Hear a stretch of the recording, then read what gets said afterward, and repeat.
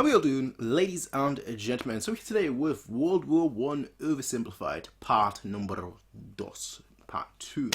Now, you might not be able to tell, but it is absolutely boiling in here. It's just warm, absolutely warm. I'm sweating like mad, but I really do want to watch part 2. It's been like 5 hours since I watched part 1, and I really want to get into it and see how part 2 concludes it. So let's just hop right in and see how part 2 concludes it. Shocker. Big shocker. This war wasn't going to be about taking territory, but about simply wearing each other down. There we go. The Allies had plenty of men to expend from its overseas dominions. And the I like British them. also started a naval blockade, so Germany couldn't import stuff. Steel drums, what it feels like. Neither side really wanted a long grueling war though, so they both thought of ways to break the deadlock on the Western Front. Idea number 1, new frontiers. Okay. When the war first broke out, Australia was quick to take German New Guinea. The Allies also quickly jumped on Germany's colonies in Africa, and particularly in German East Africa, locals were enlisted as soldiers and carriers by both sides. German East Africa. No, that's the first I've ever heard of that. German East Africa. I like just going back. 1 second. The Allies also quickly jumped on Germany's colony. Cameroon, yes. Togoland, okay. Then German East Africa and German Southwest Africa. That's the first time. I mean, granted, it doesn't exist anymore, but that's the first time I've ever heard of like German East Africa and German West Africa. Also, is it just me or does this look like that particular country here look like a crow? It looks like a crow to me. That's a crow's legs, and then you've got a crow just like having its beak down like that. I don't know. In Africa, and particularly in German East Africa, locals were enlisted as soldiers and carriers by both sides, leading to a tragic loss of life for the native Africans. Some new combatants entered the war as well. The Allies' new friends were Italy and Japan. Japan was busy building itself an empire. Well, we know World War II. The same thing. Same thing.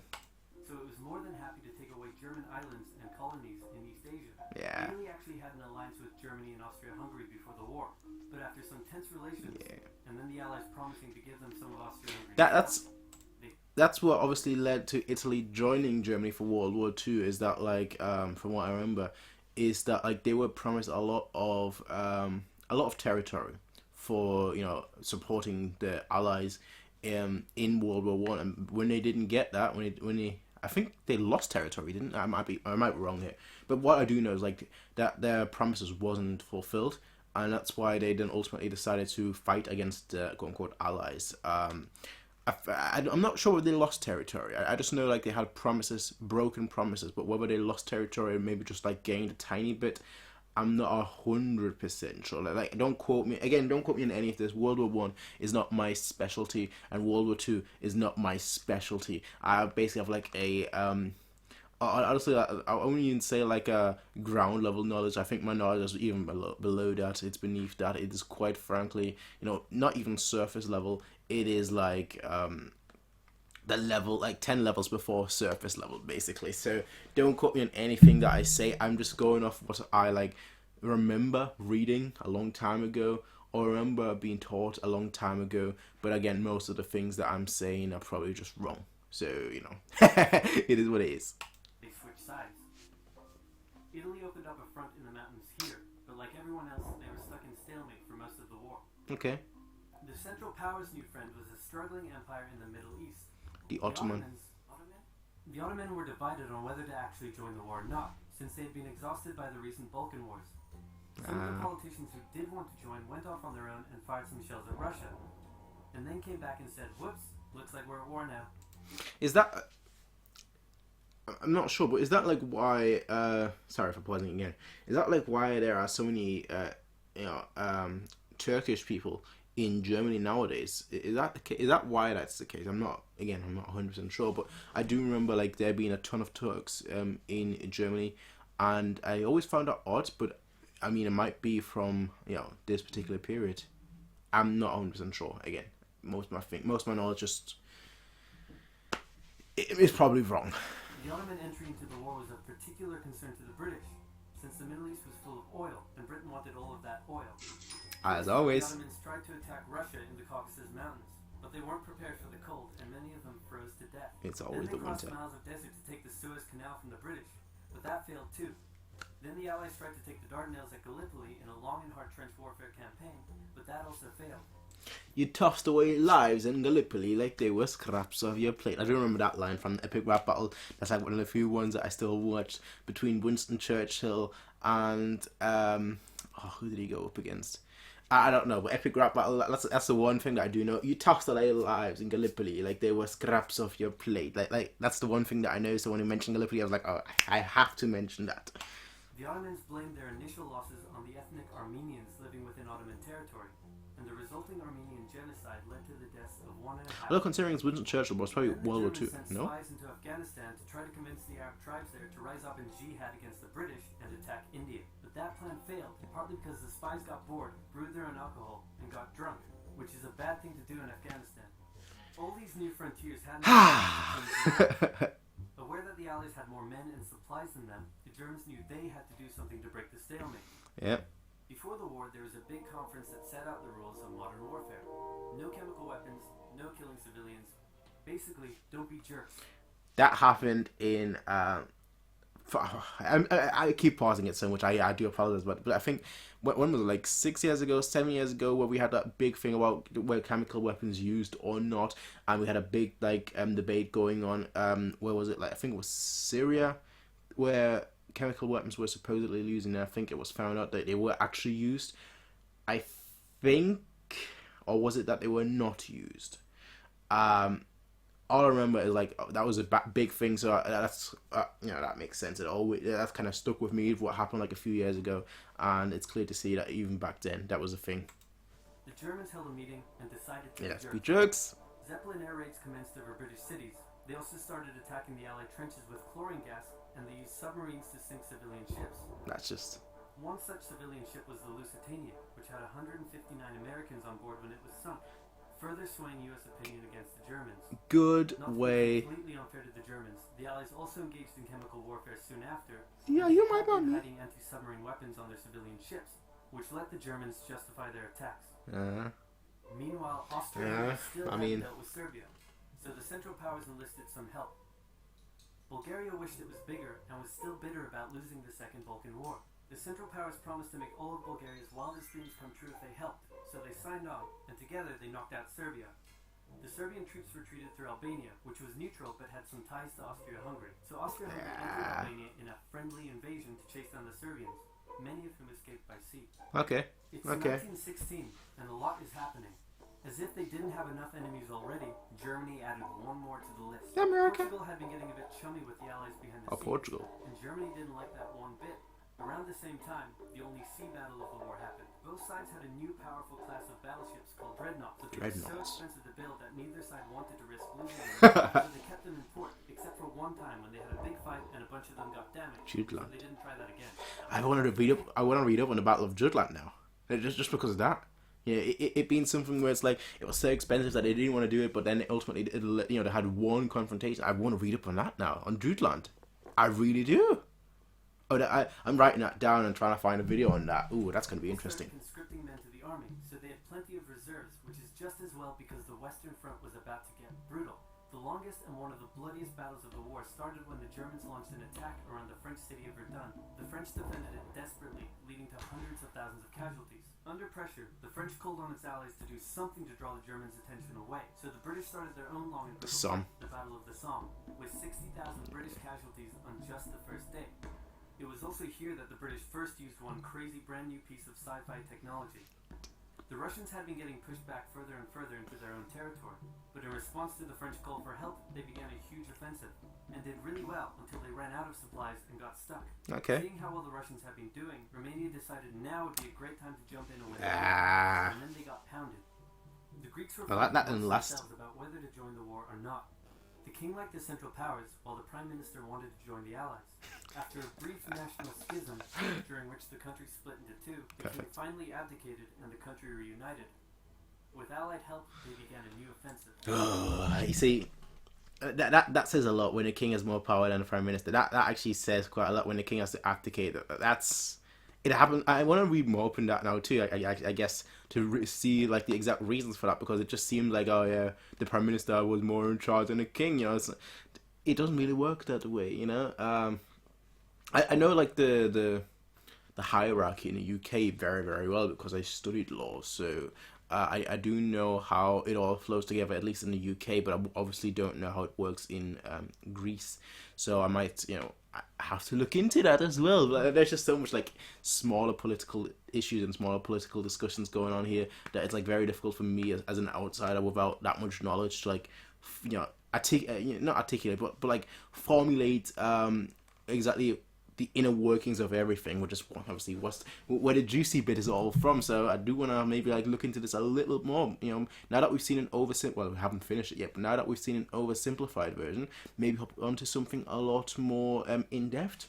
Who knows? That might be something for the future. Let me know if you would be interested in seeing that.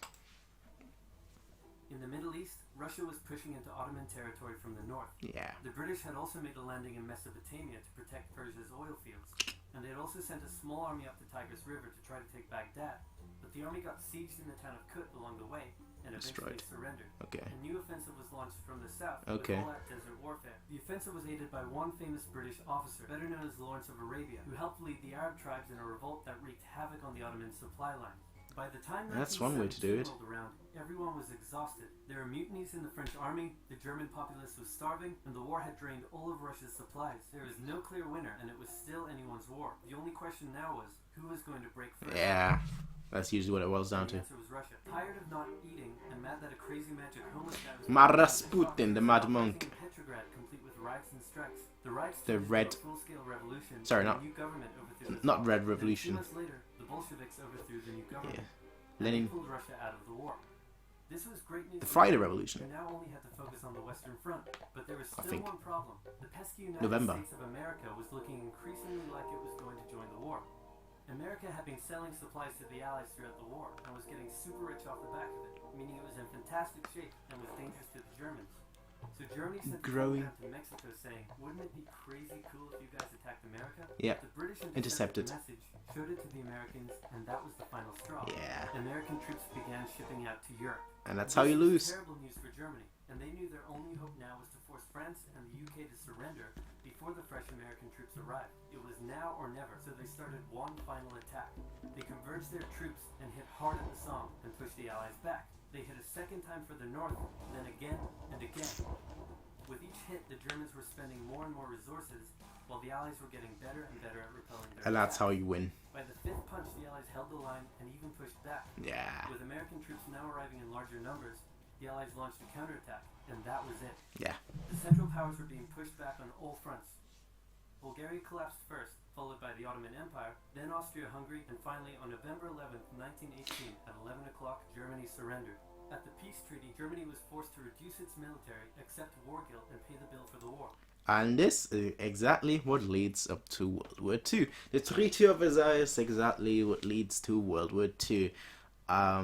This, especially the third point, Germany is at the Mula, where the Reichsmark basically loses all of value because they just keep printing it to the point where, like, 1,000 Reichsmark is probably like equivalent to like toilet paper realistically, which is just kind of crazy when you think about it. We have economies obviously that are very inflated. I think like Venezuela comes to mind at the moment. Is it still that bad? Probably is.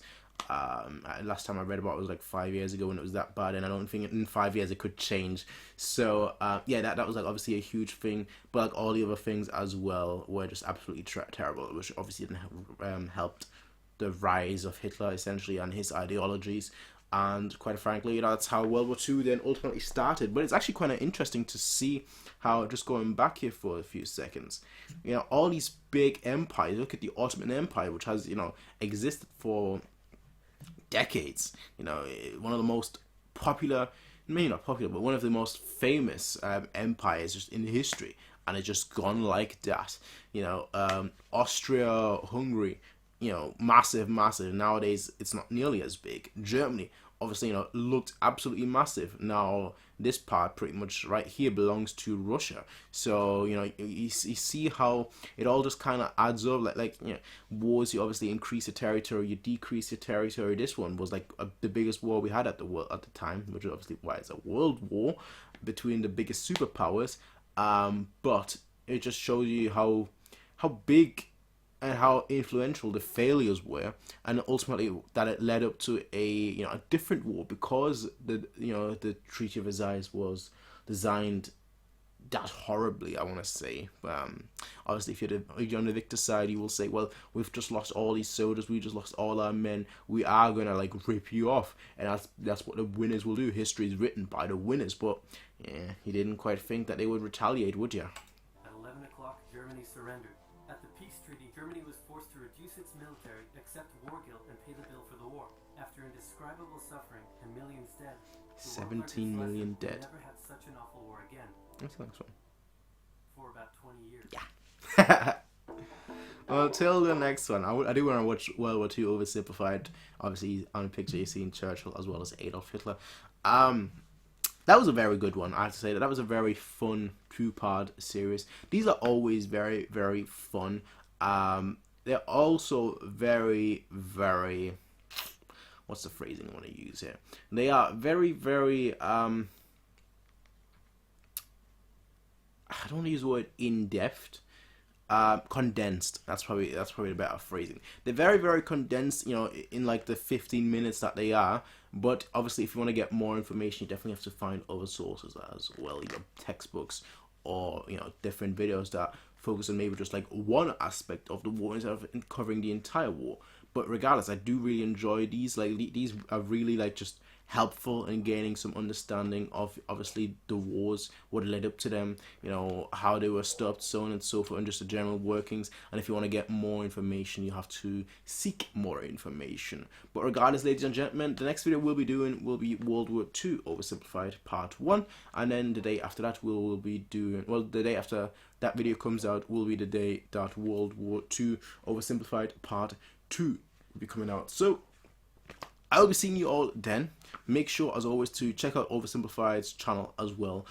They do a lot of great work, and their content is very, very good. I might actually check out their merch store and see if I find anything that I personally really like.